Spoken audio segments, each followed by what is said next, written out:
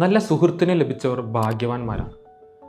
ആ സുഹൃത്തിനെ തിരിച്ചറിയാൻ കഴിയാത്തവരാണ് ഏറ്റവും നിർഭാഗ്യവാന്മാർ. സത്യവിശ്വാസികൾക്കും അങ്ങനെ ഒരു സുഹൃത്തുണ്ട്. നമ്മളെക്കാൾ നന്നായി തിരിച്ചറിയുന്ന പടച്ച തമ്പുരാൻ. പരിശുദ്ധ ഖുർആൻ 2-ാം അധ്യായം 257-ാം ആയത്തിൽ അള്ളാഹു പറയുന്നുണ്ട്, സത്യവിശ്വാസികളുടെ സംരക്ഷകനും സഹായിയുമാണ് അള്ളാഹു എന്ന്. എന്നാൽ ആ സുഹൃത്തിനോടുള്ള നമ്മുടെ നിലപാട് എന്താണ്? ആ സൗഹൃദത്തെ നമുക്ക് എത്രത്തോളം ഉപയോഗിക്കാൻ കഴിയുന്നുണ്ട്?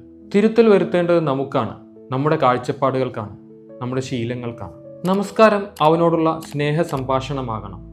പ്രത്യേകിച്ചും തഹജ്ജുദ്.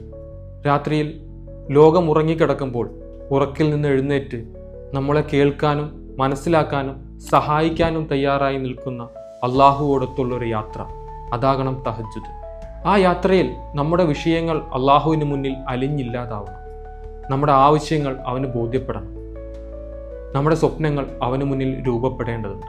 അത്തരം യാത്രകൾ നമ്മുടെ ജീവിതത്തിൽ ആവർത്തിക്കാൻ നമ്മൾ ഇന്നു മുതൽ പരിശ്രമിക്കണം.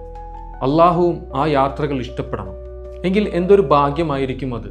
അത്തരം ഭാഗ്യവാന്മാരുടെ കൂട്ടത്തിൽ അള്ളാഹു നമ്മളെ എല്ലാവരെയും ഉൾപ്പെടുത്തി അനുഗ്രഹിക്കുമാറാകട്ടെ.